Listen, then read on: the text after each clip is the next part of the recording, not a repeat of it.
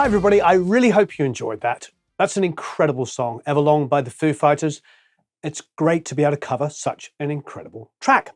So, we did it all using Lewitt mics, but in particular, we wanted to showcase these, which is the Lewitt Beat Kit Pro, which I believe came out just a few days ago. I've actually been after these for the longest possible time, because I keep thinking when we're doing demos and we're using inexpensive equipment, you know, we use our audio interfaces, we're tracking drums with, you know, sometimes $10,000 worth of mics. So I'm just like, we need to be doing affordable mics. And they just released this. So it's the Beat Kit Pro. It comes in this very, very indestructible box. I think if this fell on my foot would be the one that broke. I'm sure you could probably drive over this. It's heavy, it's well built. Wow, here it is. Quite exciting. Yes. Okay, what do we have in here? We have a pair of 140 airs. Now, you may know the airs have that ability to sort of get a high frequency lift. And there's a pad on it and a filter. So basically you can get rid of low rumble on it. The pad, obviously, if you're using really high sound pressure levels, maybe a drummer who's bashing the schnizzle out of it. And then, of course, the sound is the air band on the top. These are great. Really, really beautiful mics.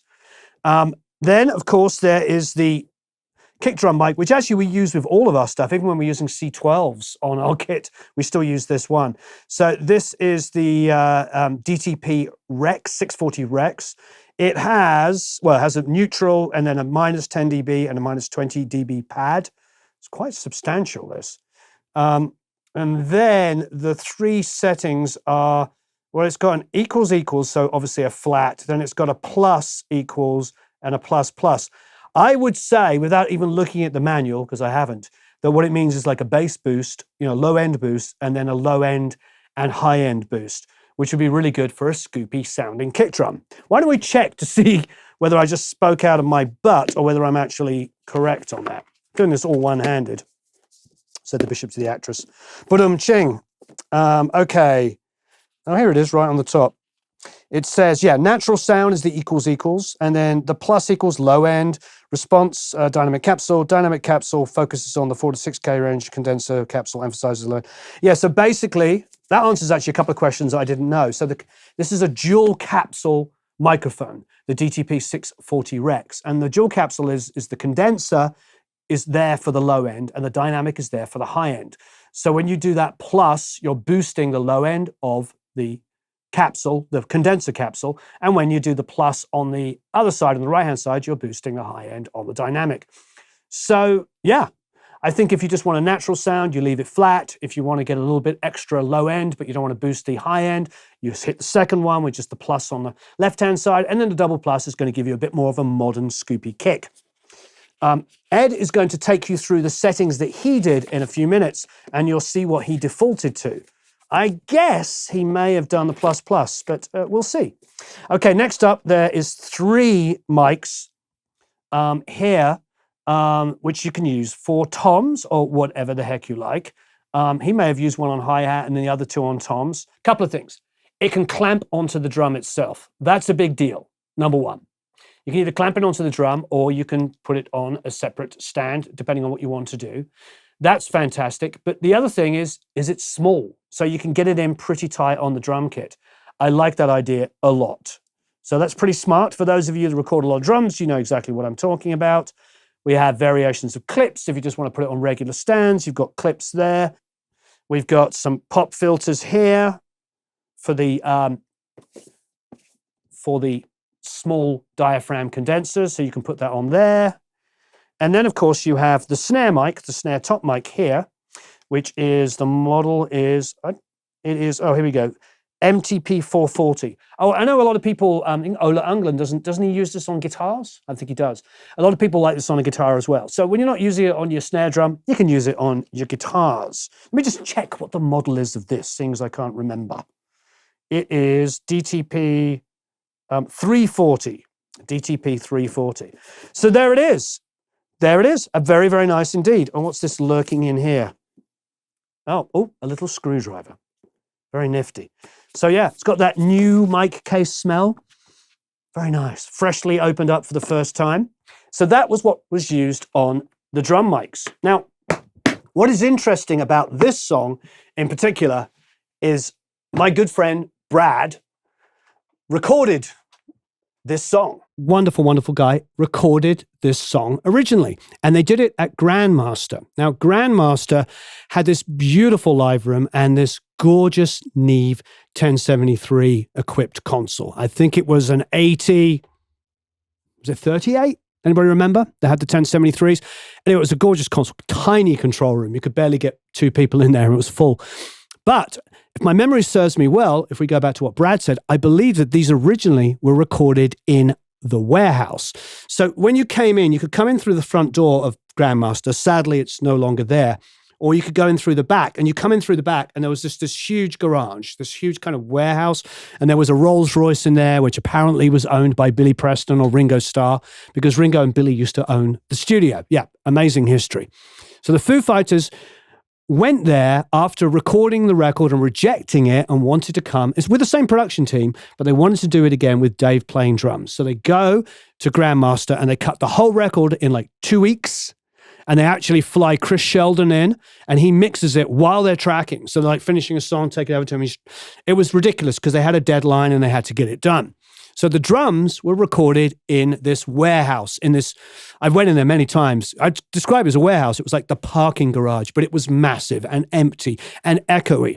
So it's a bit of a challenge because what we're doing is we're taking inexpensive mics and putting them on a drum kit in a small room, not a huge garage. So like anything, we use a bit of reverb to help it. And I'm going to put a sample against the kick and snare to really make it feel a little bit more whole-like.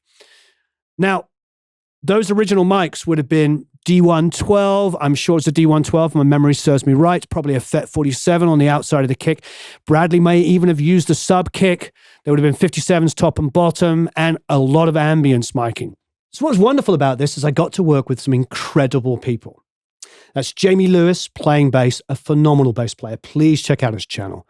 Chris Lipe, one of my favorite people in the world, an amazing vocal coach, an incredible talent.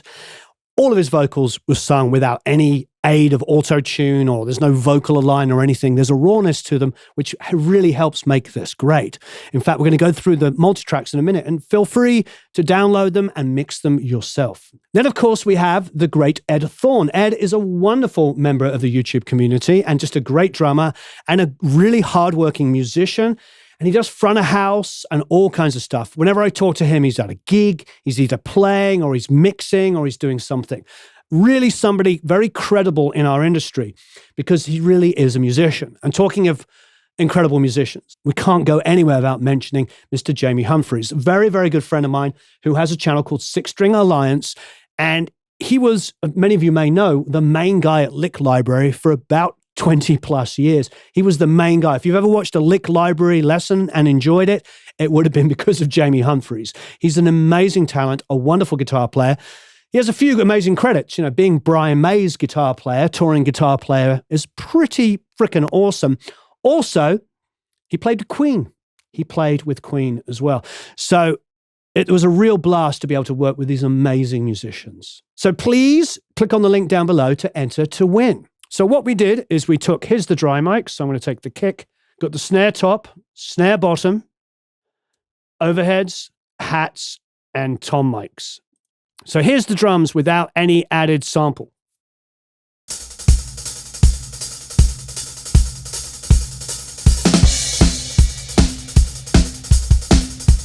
It's a good sounding drum sound.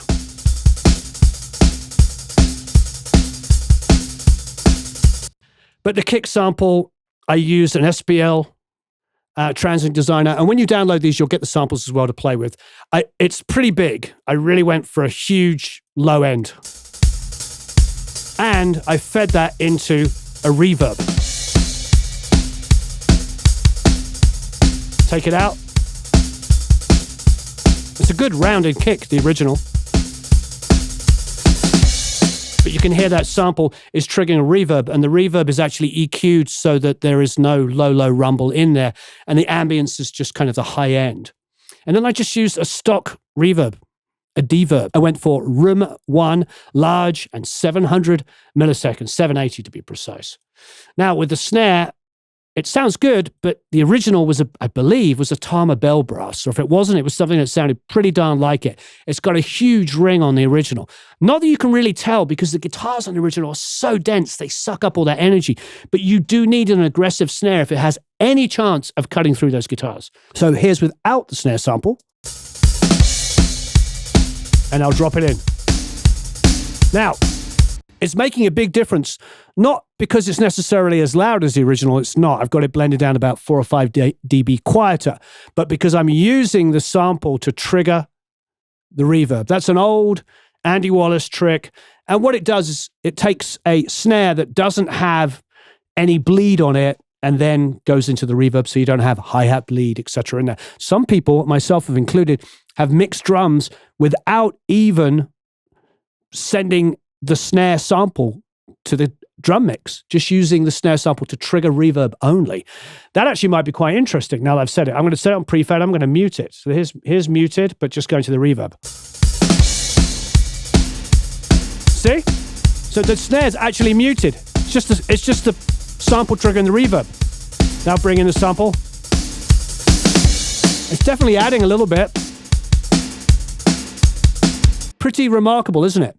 So you could do that. You could take a clean snare sample that you like and just use it to only trigger reverb. And then you don't get all of that horrible bleed in there. So as you can see, the sample itself wasn't really as loud as the original snare, but it was triggering a lot of reverb. So that's the drum sound. I'm pretty happy with it. You know, like I said, even without the snare samples in to help it cut through that massive guitars, it's still an amazing drum sound.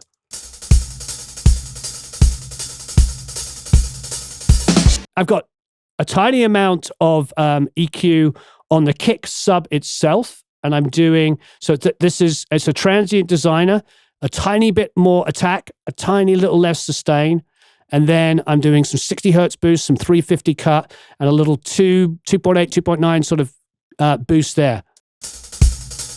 Off, on.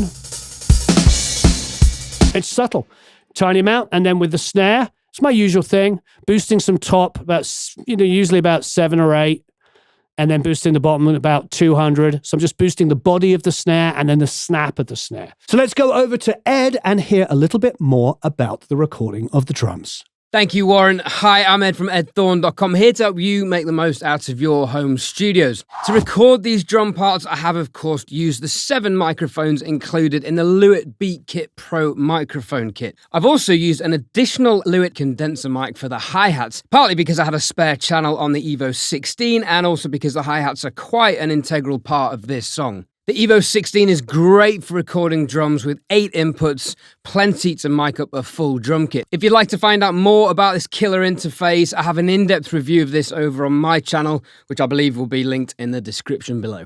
Now, of course, being a Foo Fighters song, this is a loud track. Now, it was Dave Grohl himself who played on this song because Taylor Hawkins hadn't yet joined the band for this album. So to set the gain levels, I played as loud as I could, hitting everything I could on the kit, which probably sounded like me emptying a box of spanners onto the drum kit or pushing a drum kit down the stairs. But it got the job done, and Smart Gain on the Evo set the gains automatically for me, which was great. Now, a really handy tip in the studio to get a good drum sound and find the right microphone position is to turn up your input channels in your headphones, which is really easy with the Evo 16 mixer application. Then sit at the drum kit and for each drum, slowly adjust the angle and height of the microphone while striking the drum, experimenting until you find the sweet spot. For example, on the toms, the Lewitt tom clamps have an adjustable angle joint and proximity track to get the perfect angle and height of the drum, like so.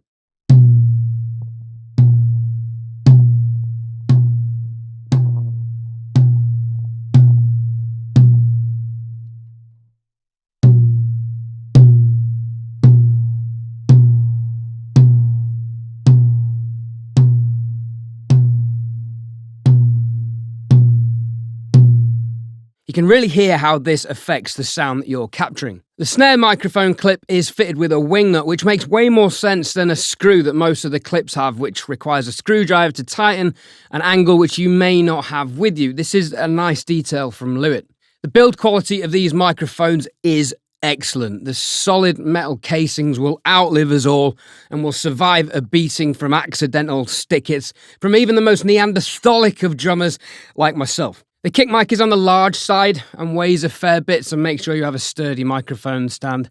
The overheads, on the other hand, are very lightweight and could easily be mounted in traditional XY stereo configuration with a stereo T-bar without overweighing most studio stands. The tom mics have a small footprint, ideal for squeezing into small spaces on busy kits and minimizing infringement over the drums.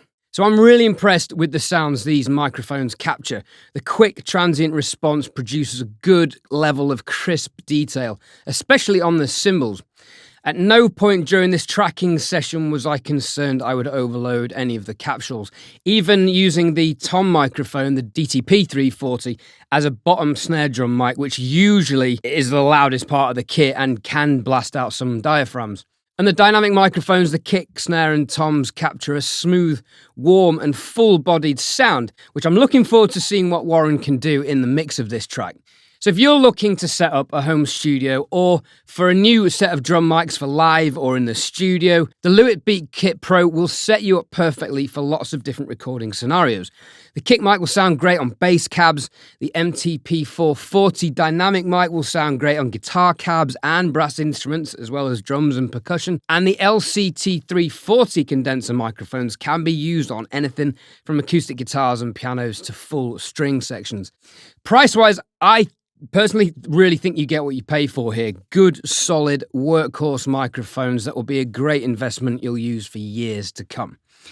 Now let's talk about the drums, because as you can see in the performance video, recording the drums for this track was a workout. You can see I'm sweating my butt off. So kudos to Dave Grohl on the original track and the wonderful Taylor Hawkins, of course, for performing this live every night on tour. These guys are athletes in the true sense of the word. I was very fortunate enough to see the Foo Fighters play on a couple of occasions for 2.5 hours and 3 hours, respectively. And for Dave to sing like that and run around stage, and for Taylor to play with the intensity and the power and the ferocity for that long, it's absolutely mind-blowing. And I had to go for a beer after recording this one song. I would need to train for months to go on a tour like that. Listening to the original multi-tracks for this session was an absolute pleasure. Hearing Dave's power, consistency, and rock authenticity is just so inspiring. The 16th notes on the hi-hats are relentless, particularly for your non-dominant hand, which in my case is my left hand.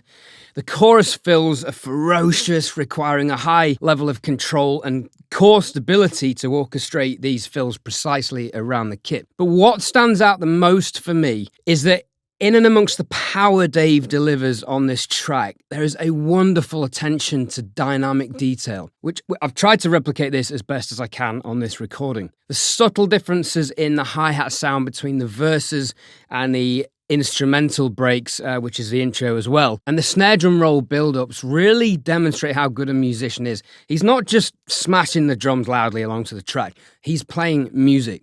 Now, it was a blast recording this song. I love this kind of playing, and I can only pray I've vaguely done it justice and that this is a fitting tribute to Taylor Hawkins.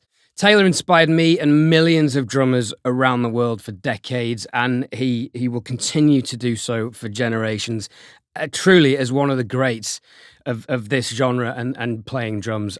Just kudos, respect, and hats off to the gentleman. Guys, it's been a pleasure guesting on the Produce Like a Pro Academy YouTube channel. Don't forget to sign up to the Academy. Thank you, Warren, Lee, Eric, and the team. I've been Ed Thorne. It's been emotional. I'll see you on the next one.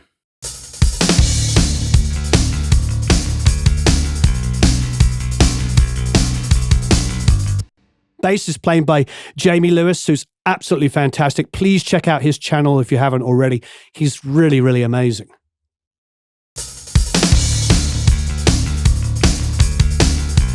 And then, of course, our very, very good friend, Mr. Jamie Humphries, played all the guitars using Amplitude, I believe.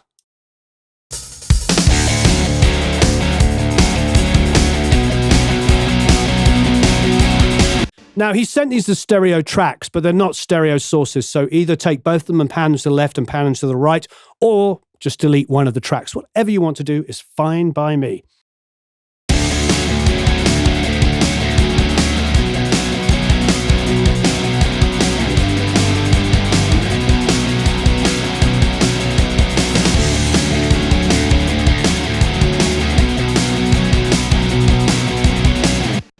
I barely did any guitar EQ at all. In fact, the stabs have nothing on them. And really, on the main guitar, all I wanted to do was add some lows. And I went into about 150, 160 and just boosted.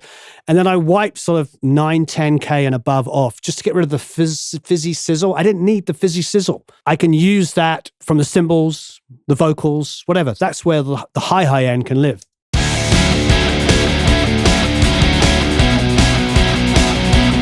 Then I've got a guitar sub where I have boosted a bit of those highs at about 6K, but I've also cut at around about 2K, and I've got about a 220 boost there, and then some high passing at about 90. So I've shaped the guitar so there's no low rumble. It allows the kick to breathe, the bass to breathe down there, and then put a little bit of a boost to sort of glue it, some of the lows to the bass without taking away from the bass. So that's where my 220 kind of boost is. And then my 6, 7K kind of boost up here is just to give a little bit extra high mid energy.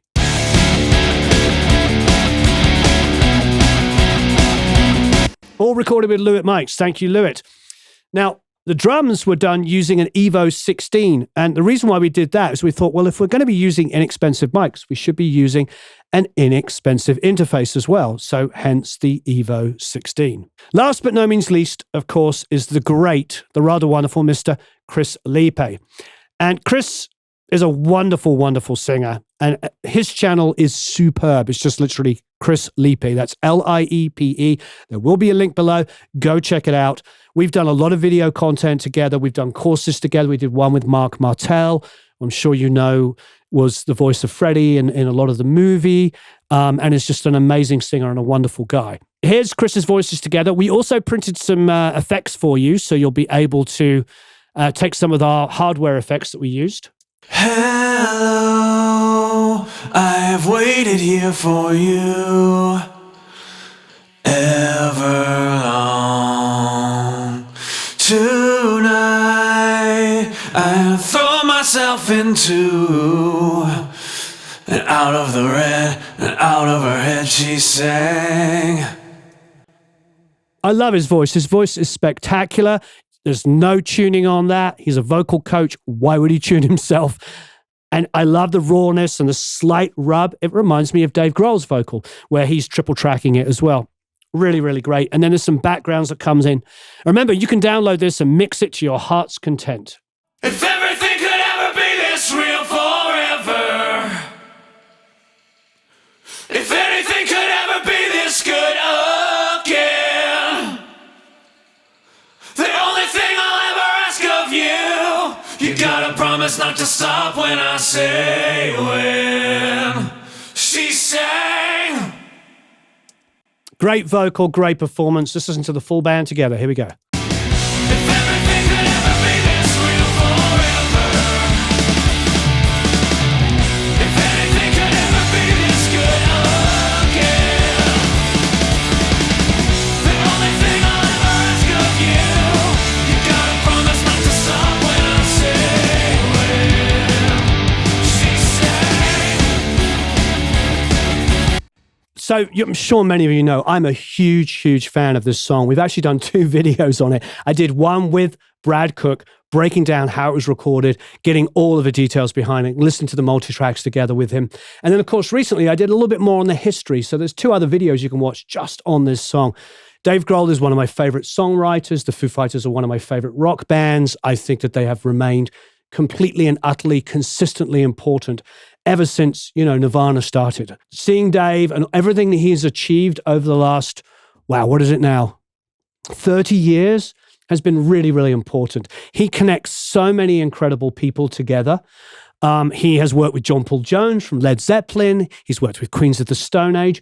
We are huge fans, and rightly so. So you can also check out the links down below for those 2 videos we're talking about.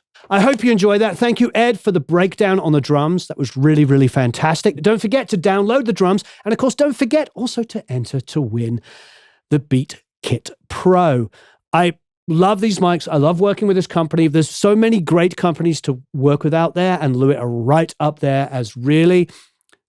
There's a reason why you see them all over the place, because they're very, very generous. They help people, and they make a very inexpensive product considering the quality of their microphones. The prices are pretty spectacular. So thank you so much for watching. Don't forget to enter below. Thank you everybody who took part in this. Thank you, Jamie. Thank you, Ed. Thank you, Jamie Humphreys and Jamie Lewis. And of course, Chris Lipe. All of you are wonderful, wonderful people, and I really appreciate your time and your talents. Thanks everyone for watching. So long, farewell, la wiedersehen, au revoir, adios, tschüss, tutsins, goodbye.